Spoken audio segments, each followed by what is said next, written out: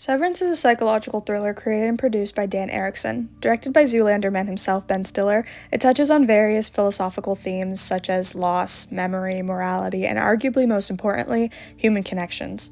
The show revolves around a concept known as severance, a neurosurgical procedure that enables the workers on Lumen's severed floor to separate their work lives from their personal lives, owing to the company's top-secret and highly confidential operations, thereby creating a somewhat balanced work-life dynamic for their employees. Each employee must wait to enter their office upon arrival to avoid accidentally crossing paths outside. What occurs down there remains unclear, and with the second season of the show currently being released, I doubt we will actually receive a concrete explanation of Lumen's purposes.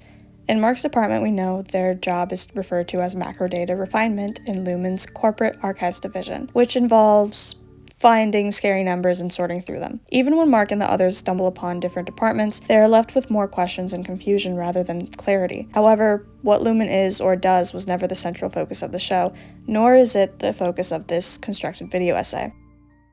The work is the active expression of the laborer's own life, and this life activity he sells to another person in order to secure the necessary means of life. His life activity, therefore, is but a means of securing his own existence. He works that he may keep alive. He does not count the labor itself as part of his life, it is rather a sacrifice of his life. Marx interlinked economics and philosophy to create a comprehensive theory of human history and social evolution. A pivotal aspect of this theory is his notion of alienation, initially introduced in his economic and philosophic manuscripts of 1844, which significantly contributes to his critique of capitalism. Marx criticized capitalism as a system that alienates the population. He argued that while workers create goods for the market, it is the market forces, not the workers, that dominate. Individuals must labor for capitalists who fully control the means of production and wield power in the workplace. Work, according to Marx, becomes degrading and monotonous, more suited for machines than imaginative free individuals. People are reduced to objects, mechanical entities disconnected from their human essence,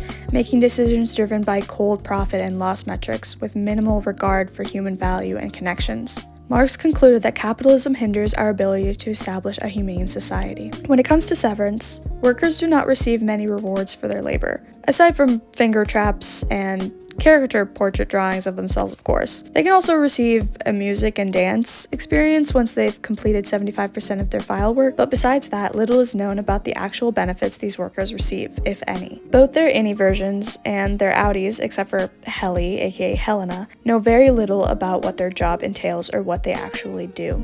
Members are motivated by the strict enforcement that their work is quote-unquote mysterious and important. An innie's purpose is to go to work, sift through some daunting numbers, and then do it all over again. Similar to many corporate jobs today, many workers in our capitalist society are expected to work without question, face no complaints, and answer to a higher authority, often without the benefits or respect and pay that they deserve. This situation can become frustrating over time. However, no one remains compliant forever. Everyone breaks eventually.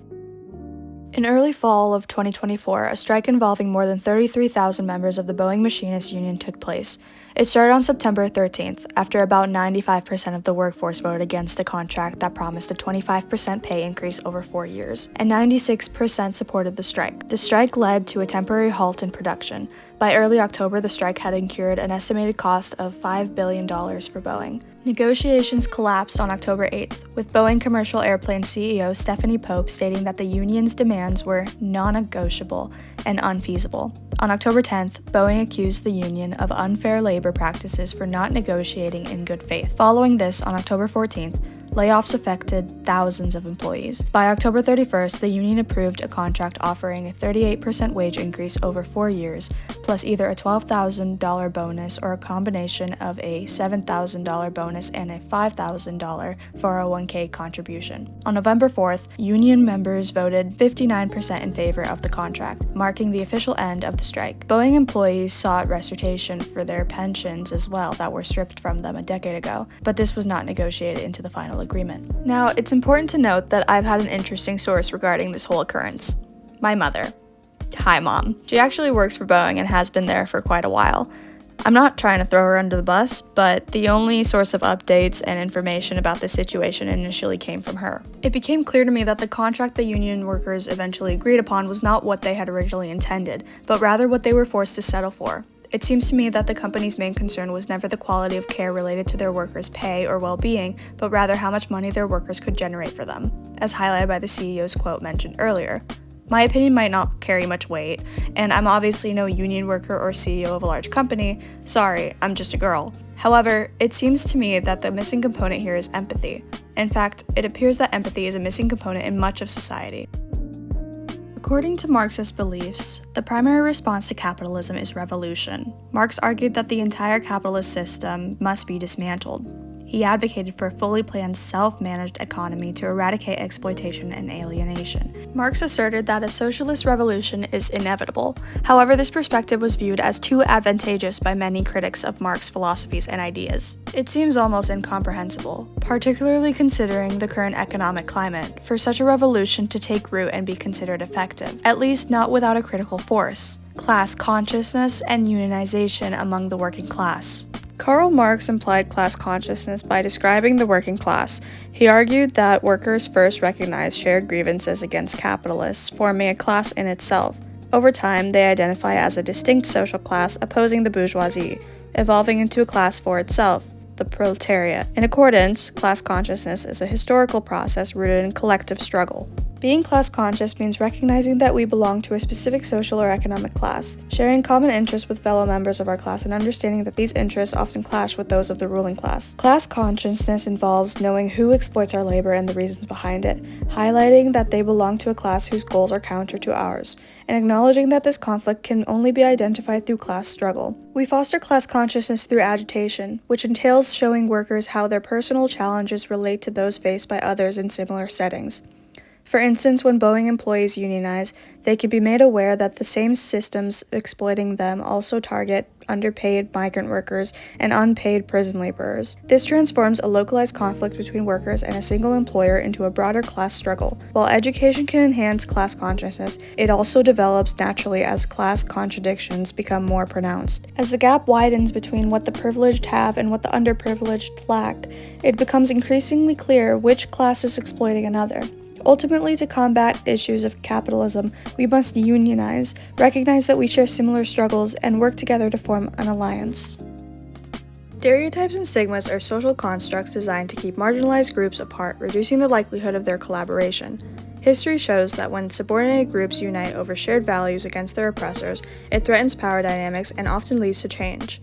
Negative traits such as laziness, being slow, or lacking work ethic are often attributed to impoverished individuals to rationalize their societal status while ignoring the socioeconomic factors behind their circumstances. Likewise, Black Americans encounter persistent stereotypes and stigmas that hinder their employment opportunities.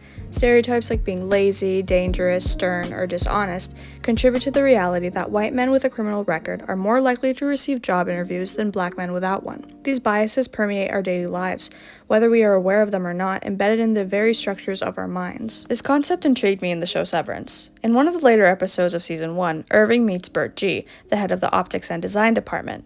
This is unusual since we've only encountered personnel from Mark's department, besides Milchick, Cobell, and Grainer. A long-standing narrative suggests that the OD department perpetuated violence against the MD department. However, we later learned that the OD department was also misled by the same narrative, only with the roles of oppressors reversed. Clearly, this false story was fabricated by Luhmann to establish a divide between the two departments, ensuring that they would never meet nor form an alliance.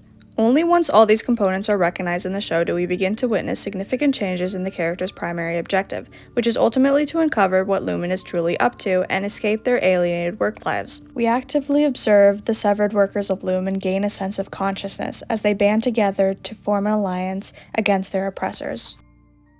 The idea that Severance artistically portrays capitalism and the divide between the working class and their adversaries is certainly not new. In fact, some theorists have proposed that the show could serve as an allegory for religion.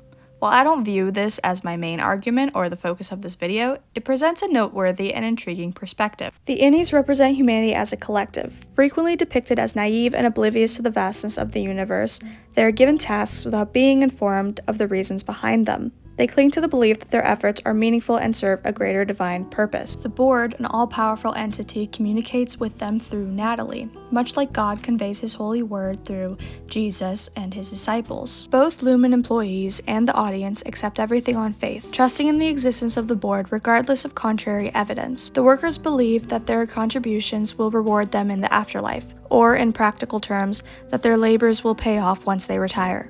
Keir Egan, Luhmann's founder, can be linked directly to Jesus. his 9 principles parallel to the 9 fruits of the Holy Spirit, and his handbook resembling the Bible. After all, didn't Cobell literally have an entire ass shrine dedicated to him in her living room? But what if the narrative goes deeper? Perhaps it's more than just a critique of life under capitalism or an exploration of religious analogies. The phrase unbreakable soul tie refers to a profound, enduring connection between two individuals, usually at an emotional or spiritual level. One of my favorite tales from Greek mythology revolves around this beautiful idea of soulmates. It tells us that humans were once created in a much different way than we are today. According to the myth, the Greek gods shaped humans to have 2 opposing yet united bodies, symbolizing that these individuals were soulmates joined as one. These intriguing beings originally had 4 arms, 4 legs, and a head with 2 faces. They possessed incredible traits such as strength, intelligence, courage, and exceptional talents. The story goes that these mighty beings even tried to challenge the Greek gods by climbing Mount Olympus, aiming to overthrow them and create a new order. Understandably, this angered the gods, who decided to restrain their powers and restore harmony. Zeus initially thought about using his thunderbolts to destroy the humans, but soon realized that without them, there would be no one to worship him. To keep their devotion alive, he chose to separate them, making them weaker. This clever decision not only increased the human population, enriching the gods' offerings, but also set the separated human beings on a lifelong journey to find their other half. In episode 1 of season 2, Mr. Milchik mentions that Miss Cobell had recently been let go due to her supposed erotic fixation on Mark. Although this claim clearly strays from the truth, it still left me a bit puzzled during my first viewing. When I initially watched season 1 of Severance, I believe Miss Cobell was either hired to watch over Mark or was doing so independently, concerned he might follow in his friend Petey's footsteps. However, upon a closer look, I realized that she had been living next to Mark for quite some time, likely ever since he started working at Lumen. She wasn't merely surveilling him for insurance purposes, she was conducting her own kind of psychological study. Miss Cobell was aware that Mark's wife lived with him, or perhaps his innie, on the 7th floor of Lumen, and she was curious about its significance for Mark. This is why she took the candle that Miss Casey, aka Gemma, presumably made for Mark from his basement in season 1 and placed it in Miss Casey's office. She wasn't just hoping to trigger any memories through the familiar scent or sight of the candle, which holds such deep meaning for his outie. She was looking for signs of a physical reaction to it. She sought out anything from a glance or a sense of curiosity to something even more subtle. Such a reaction would stem from the emotions tied to the memories deeply engraved in Mark's mind. Yet nothing seems to emerge, at least not at the surface level of their interactions. He doesn't recognize her, but the bond they share is undeniable. He feels a wave of sorrow when Miss Casey tells him she's resigning. This could simply be because he's compassionate or a genuinely kind person towards others around him, or perhaps there's something deeper at play. Irving and Bert's storyline beautifully contrasts with that of Mark and Gemma, offering a unique perspective on soulmates. Though their outies hadn't been romantically involved or even aware of each other before the overtime contingency, they managed to find one another. Their journey led them to develop a genuine human connection and form a romantic bond, much like the connection between Mark and Helly. In the end, despite the many challenges faced by severed workers who may feel that they can never fully grasp the depth of their lives beyond the severed floor, each character shines with a sense of human connection. While Marxism suggests that labor can make people feel like mere cogs in a machine, Lumen workers embody the essence of humanity that helps us all understand what it truly means to live and connect with one another. Their journey towards happiness and their quest to build meaningful connections is what makes these characters truly remarkable.